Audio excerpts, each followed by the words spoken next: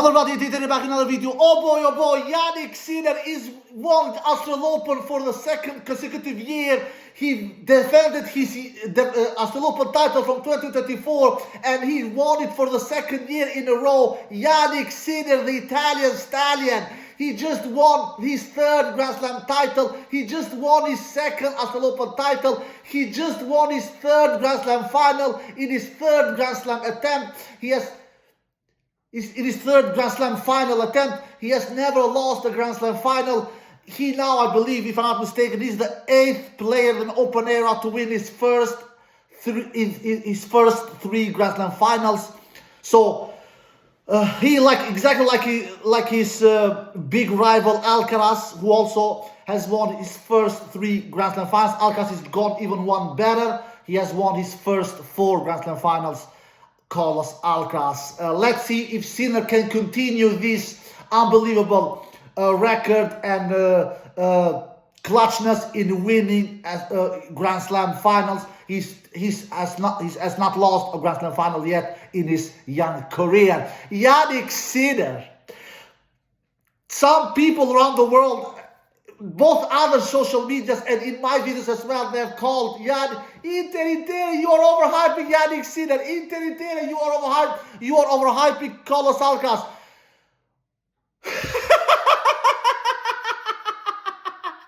Oh my God, I don't know what to say.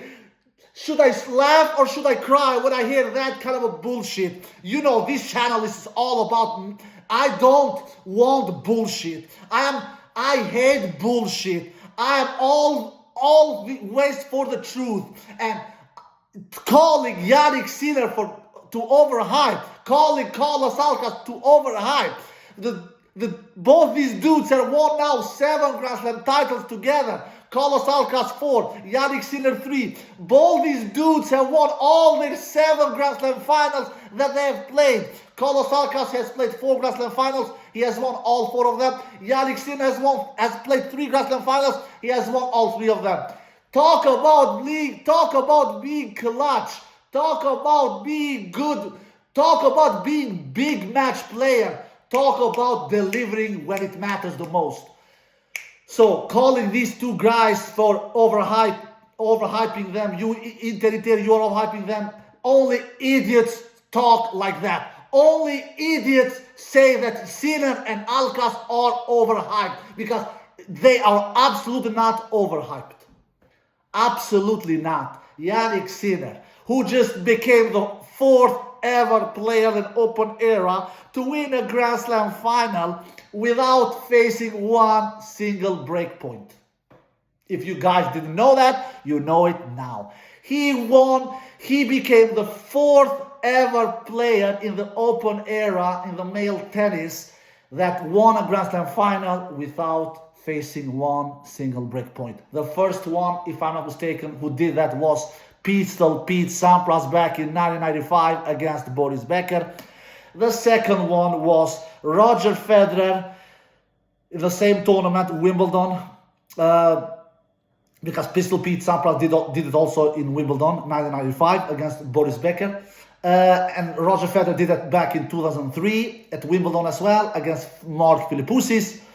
The third player to do that was Rafael Nadal back in 2017, when he won against Kevin Anderson in that US Open 2017 in straight sets, of course, and didn't face one single break point. And now Yannick Sinner becomes the 4th ever player to win a Grand Slam final without facing one single break point in this year's Australian Open final 2025 against Alexander Sasha Zverev. Yeah, Yannick Sinner, he was the overwhelming favorite. Of course, I had him as my number 1 pick before this event started. And some of you were asking me during these weeks, Inter, have you changed my mind? Inter, have you changed your mind? Have you changed your prediction? Inter is not a moron. Inter is not a lunatic. Why should I change my prediction? This guy has looked ruthless. And I've talked about that he has had a cake of a walk of a draw. Yannick Sinner has had a cake of a walk of a draw. I've talked about that, and I said that Alexander Zverev will be his absolute biggest opponent in the final, besides Carlos Alcaraz, who would have been a bigger opponent for Sinner than Zverev in the final. This is the guy that Sinner doesn't like facing, because he has lost to him 4 times in the past. He has lost to him 2 times in the past in the majors. So Sinner don't like facing this dude. Oh man, what wrong I had. Oh my God, what wrong I had. I didn't have a wrong on my prediction, because I thought that Sinner will win in 4 sets. I thought that Sasha will win one set, but he didn't manage to do that as well. So it was not that, but I thought that Sasha will give Sinner a better run for his money, at least. With that I mean that he would at least take 1 set. He didn't even did that, because Sinner was in superior mode. Sinner was in beast mode. If not superior mode, if not in beast mode, because I've seen Sinner play better tennis than this, to be quite honest, he for sure was in a great mode level. Yannick Sinner. Yannick Sinner, like I've talked before, and it is worth repeating myself, he is a Djokovic 2.0. That is what Yannick Sinner. Yannick Sinner makes his opponents worse. Yannick Sinner takes time away from his opponents. Yannick Sinner has unbelievable returns. Yannick Sinner hugs the baseline. Yannick Sinner has a great tennis IQ as well. That is not many people who gives him credit for. Did you see that towards the end of the first set? I don't know if you guys noticed that, but I did. He noticed that, you know what, I'm not taking my teeth into Sasha Zverev's serves. He's hitting big second serves as well, because Sasha Zverev was hitting some big second serves. He was going for some big second serves. Not all the time, of course, but time to time. So what does Sinner do? He takes 2-3 steps back. Towards the end of the second set. He just takes 2-3 steps back just to have more time to return the second serve. Not the first serve. On the first serve, he's close to the baseline. But on the second serve that Sasha was hitting, he took 2-3 steps back just to be able to hit through the returns. And what does he do with that change of game plan? He breaks Zverev's serve immediately towards the end of the first set, and then serves out the first set 6-3. Yeah, what can we say about the match? Sinner was just superior over Zverev. Sinner was, to be quite honest, this match, it was like I expected, besides that Zverev didn't take one single set. I thought that Zverev would take 1 set. Besides this, I thought that this match was exactly like I was analyzing in the preview. I said in my preview, the 2 things that Zverev will do better than Sinner, which I'm pretty confident, he will do more aces than Sinner, and he will land more first serves than Sinner. That was exactly what he did, Zverev. And that was the only thing that was better than Sinner, in doing more aces and in landing more first serves in. But that doesn't win you tennis matches if you are worse than your opponent in all the other elements of the game. If you look at how was Sinner's stats? Sinner does 6 aces, 2 double faults. He lands 60% first serves in. He wins 84% behind his first serve. 84%. He wins 63% behind his second serve. He broke Zverev's serve 2 times out of 10 breakpoint opportunities that he had. He had 6 breakpoint opportunities in his first set. Sinner broke once.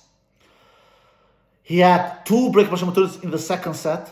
Sinner didn't break once in the second set. Zverev saved both of those 2 breakpoint opportunities that he faced in the second set. And Sinner had 2 breakpoint opportunities in the third set. He broke once out of 2 times, out of 2 chances that he had of breakpoint opportunities in the third set. So Sinner, all in all, in the match, broke 2 times out of 10 breakpoint opportunities that he had in the match. And Sinner does 32 winners and 27 unforced errors. He does 5 more winners than unforced errors.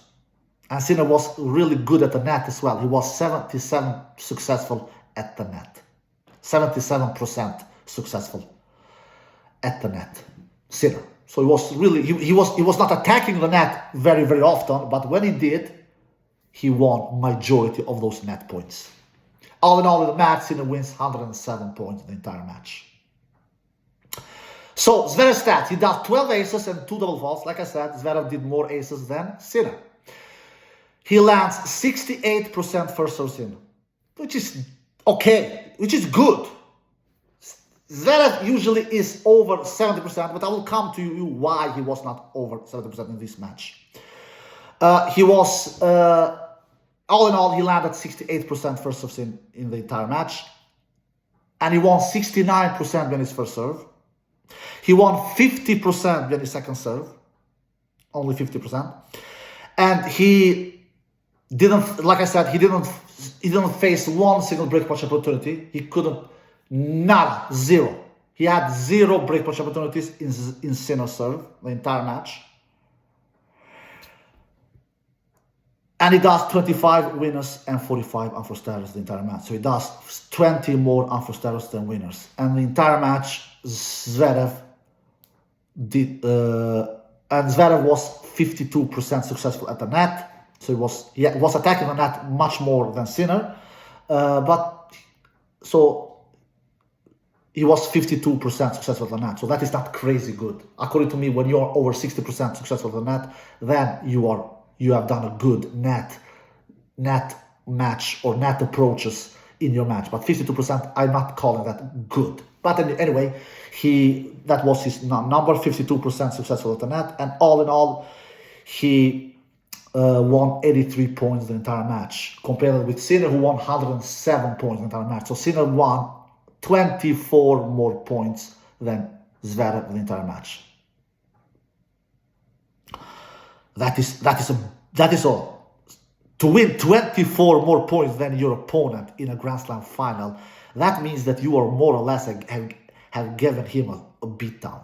Yeah, the numbers are not looking like a beatdown. 6-3 in the first set, 7-6 in the second set, 7-4 in the tiebreak, and then 6-3 in the third set. But 24 more points, Sinner won Zverev the entire match. If you look at the first set only, Zverev lands 81% first serve in that first set. 80% first serve. But he won only 62% behind his first serve. And he won 50% behind his second serve. Compare that with Sinner, who lands 71% of his first serve in that first set. 71%. He wins 85% behind his first serve. 85. He wins 63% behind his second serve. 63% behind his second serve. What is that? What is the reason for that? Because Sinner does a much better job after landing the serve. In the short rally lengths, in the middle rally lengths, and of course in the 9+ rally lengths, which shows case also in the match. Because if you look at the 1 to 4 shots, Sinner won 51 of the points, Zverev wins 46 of the points, which makes it to 5 more points Sinner won in the 1 to 4 rally lengths. 46 to Zverev, 51 to Sinner. If you look at the middle rally lengths, 5 to 8, Zverev wins 23 points, Sinner wins 27 points. So Sinner wins 4 more points than Zverev in the middle rally lengths, 5 to 8 shots. The most dominant rally analysis here is 9+ shot rallies. It is there Sinner completely steamrolls Zverev. Zverev wins 14 points on the 9+ shot rallies. Sinner wins 29 points. 15 more points Sinner wins more than Zverev on the 9+ rally lengths. If that is not domination, then I don't know what is. So that is the reason why Sinner, despite him landing less first serve than Zverev, he does a much better job after he lands the first serve or the second serve. It doesn't matter. If you look, Zverev wins 69% behind his first serve in the entire match. That is the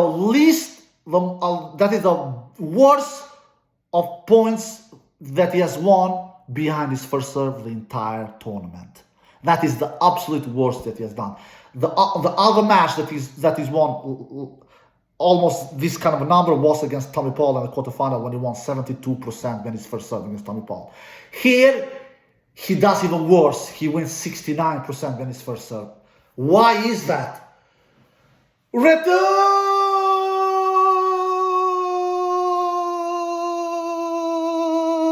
baby. It is all about the Sinner return. Zverev it doesn't matter that Zverev has a huge serve. It doesn't matter that Zverev has a big serve which comes with a lot of power. As long as you serve as good as your opponent allows you. All the other 6 opponents that Zverev has served against, they are not called Jannik Sinner. They are not elite returners like Jannik Sinner. Jannik Sinner is the absolute best serve returner in the world. That's why it didn't matter that Zverev landed 81% of his first serves in the first set. He won only 62% beyond those first serves. And that depends all on Jannik Sinner. He puts so much returns into play that when Sinner puts those returns into play, then it is immediately advantage Jannik Sinner. Because Jannik Sinner is better than Zverev in the short rally lengths, like I just demonstrated a couple of minutes ago. Jannik Sinner is better than Zverev in the middle rally lengths. And Jannik Sinner is better than Zverev in the 9+ shot rally lengths. So for Zverev to have a chance here, for Zverev to have a chance to win this match, he needed to do the killing fast. Because when the rallies was going long, it was Sinner was eating Zverev like a shark eats the fishes. Which the numbers demonstrate. So Sinner did so much damage with the return game. And that's why Sinner creates 10 breakpoint opportunities in the entire match. 6 in the first set, 2 in the second set, and 2 in the third set. Just imagine, the highest percentage of serves that Zverev is serving in the entire match was in the first set, 81%. And despite that, Sinner created 6 breakpoint opportunities in that first set. What does that show us? That shows us that Sinner has just unbelievable returns. They are just outrageous of returns. And Zverev, of course, Zverev noticed this. So when Zverev was landing a lot of first serves in the first set, 81%. Then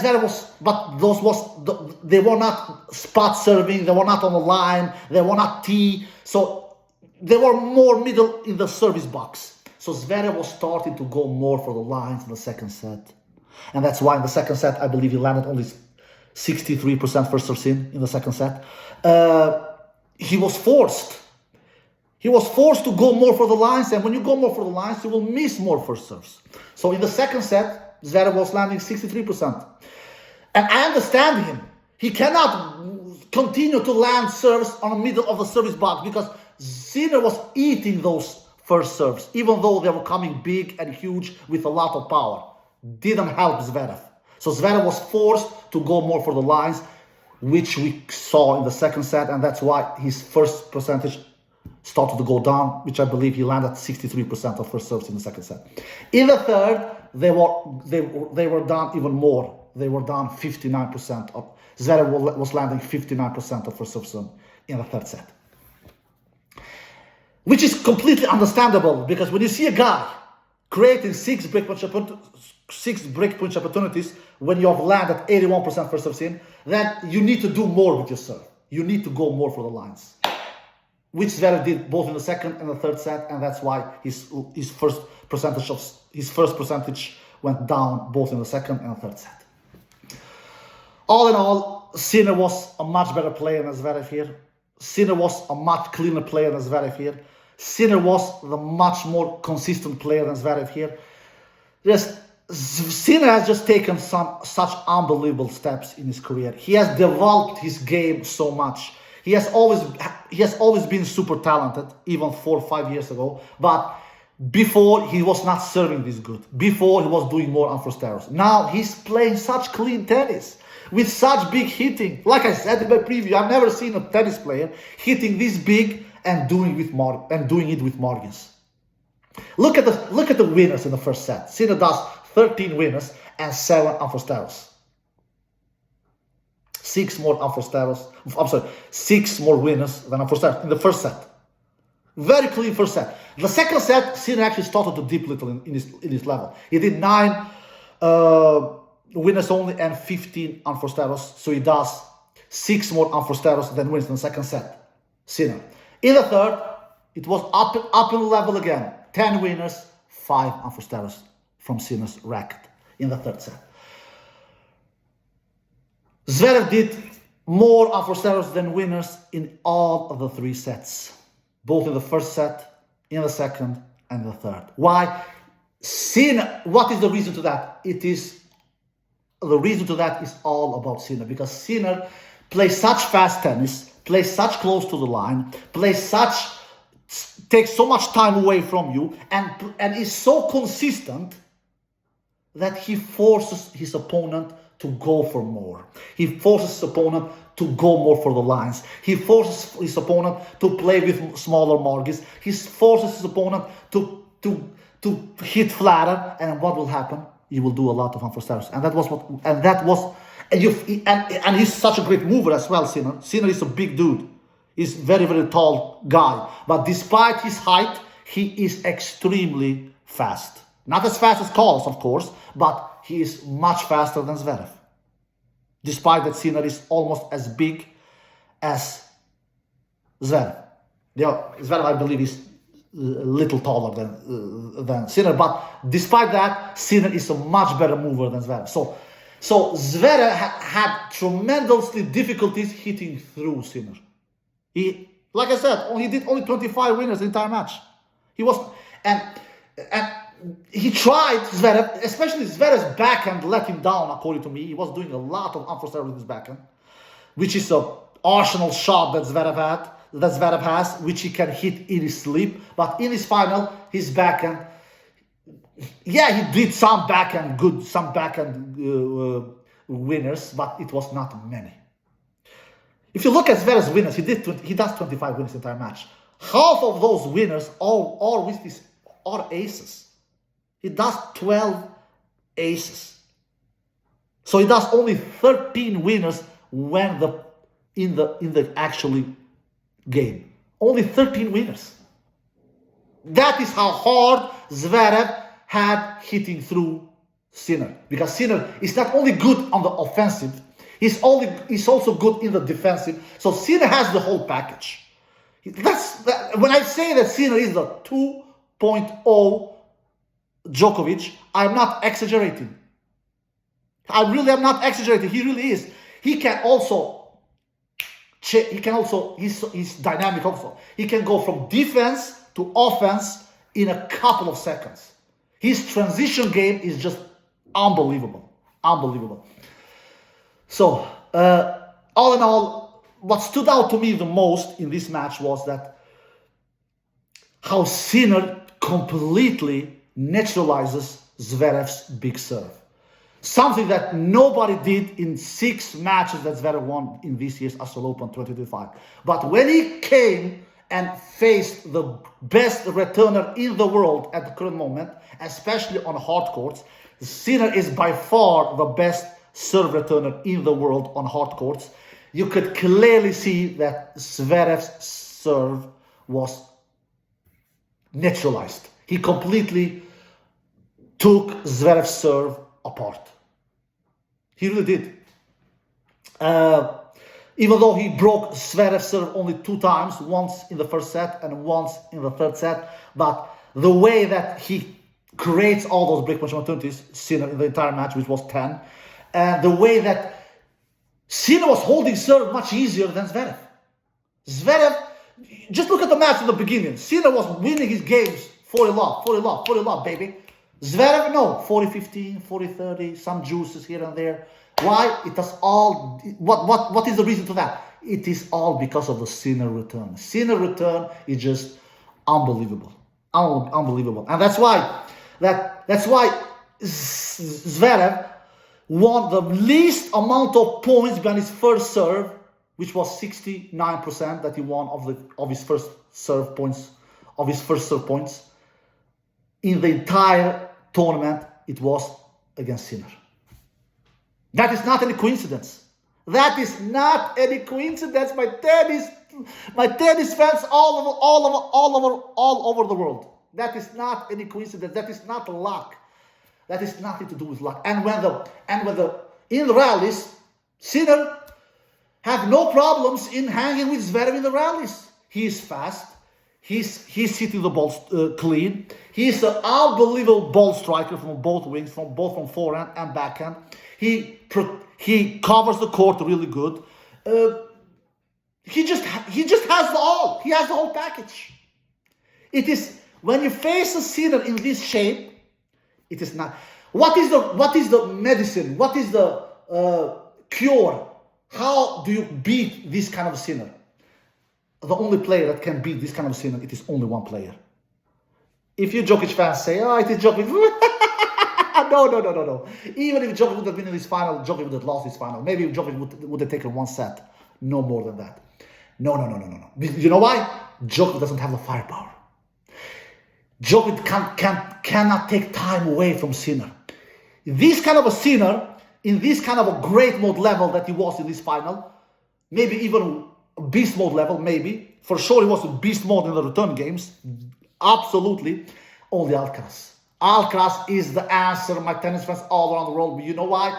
Because Alcaraz has that shot-making skills. Alcaraz has also great returns. Not as good as Sinner, but he has great returns. At least better returns than Zverev. And Alcaraz has firepower, baby. Alcaraz can hit through Sinner's unbelievable defensive skills. Zverev cannot do it. Djokovic cannot do it. Alcaraz can do it. That's why, for me, without any shadow of a doubt, Alcaraz will be Sinner's biggest rival in the upcoming years. It will not be Zverev or Tsitsipas or Medvedev or all the other 90-born players. And speaking about 90-born players, here we are. We are here again, my tennis fans all the world. Me that have called the 90-born players for a week. Can you blame me? Am I wrong? Can you blame me? Am I wrong? No, you cannot blame me. And no, I am not wrong. These 90-born players are weak. Zverev, Sinner is proving that. Alcaraz is proving that. These 2,000 players, Sinner and Alcaraz, they have already won 7 Grand Slam titles together in 7 Grand Slam finals that they have played. The 90-born players, they have won only 2 Grand Slam titles for over 15 years that have been on tour. Sinner and Alcaraz, they have been on tour 5 to 6 years. Sinner has been on tour a little longer than Alcaraz because he's 2 years older than Alcaraz, and they have already won 7 Grand Slam titles together. So, those who say that the 90-born players are not weak, they don't know a shit about tennis. Yeah, you heard me right. They don't know a crap about tennis. The 90-born players are good. I'm not saying that they're good, they're bad. You cannot be bad if you go to a bunch of Grand Slam finals. You cannot be bad, but they are not great. Look what Sinner did to Taylor Fritz last year at the US Open. Bad. Straight sets. And look what Sinner does to Zverev 5-6 months later at Australian Open 2025. Straight sets. So how can I call these 90-born players for great? No, my tennis fans all over the world, they are not great. And if this was not enough, look what Sinner did to the Daniel Medvedev in last year's Australian Open final when Daniel Medvedev was 2 sets to love up. No problem. Sinner, he came back and won that epic Australian Open final 2024 against Daniel Medvedev in 5 sets and took down that 90-born player as well. So, There you have it, guys. My tennis round on the roll. Yannick Sinner, the deserving champion. Without any shadow of a doubt, he has been my #1 pick before this tournament started, and he has not proven me wrong. He has proven me right. I was convinced, not convinced because this is sport, but I was pretty confident that he will defeat Alexander Zverev in this final. I hope that he will. That I cheered for Zverev, to be quite honest, because I wanted to see Zverev lift finally that his first ever Grand Slam title, because he is the best tennis player of all time who has not won a major title. He has won 10 big titles in his career, 7 Masters, 2 ATP Tour finals, and 1 Olympic gold, but he has never won a Grand Slam title. And he was devastated. He was completely heartbroken after the final. So it was seeing him cry like that after the final. It really broke my heart. But what can I do?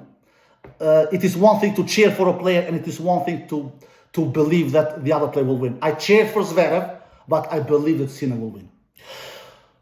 Alright guys, I have done 15 videos during this Australian Open 2025. 15, I am completely exhausted, so I will take a break now. I hope you enjoyed the video. If you did, give it a thumbs up, subscribe, and see you next time. Peace!